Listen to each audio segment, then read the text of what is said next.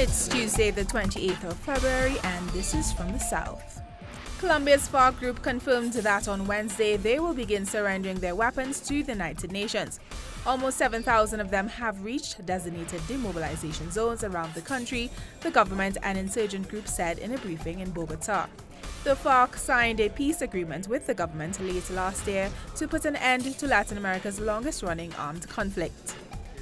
Cuba's annual Cigar Festival opened on Monday in Havana as an increase in tourism made their world-famous tobacco business grow by 5% in 2016.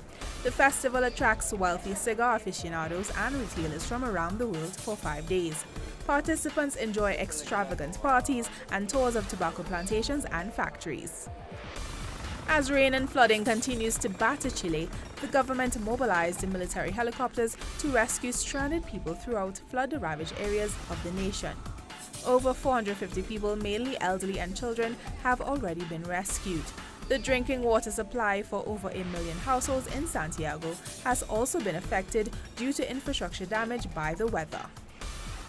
Mexico's arid desert area has revealed the well-preserved complete skeleton of a new marine reptile. It is reportedly 93 million years old, revealing such details of tissue mass and scales.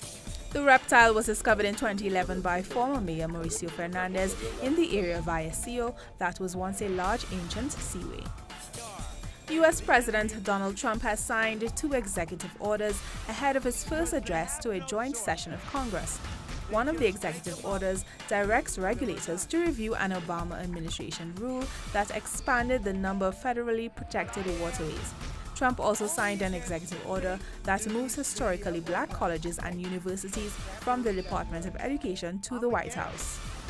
Thousands of protesters hit the streets of Minneapolis to rally against police brutality, as well as President Trump and his policies on immigration and sanctuary cities.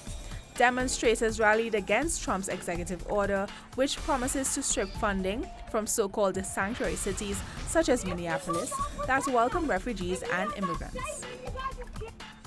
Philippine President Rodrigo Duterte apologized for the beheading of a German captive by the Islamic State-linked group Abu Sayyaf. The hostage was killed after a deadline for a $600,000 ransom passed.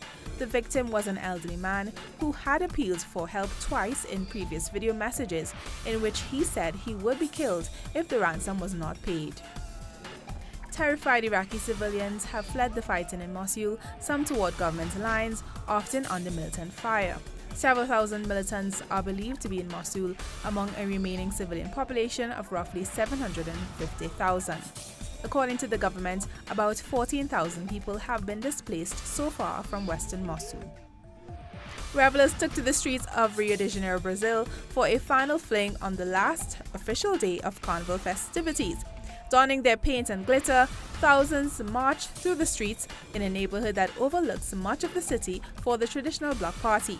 Over 600 block parties took place this carnival in parallel to 4 nights of the world-famous samba parades. More on these and other stories on our website telesurtv.net/English.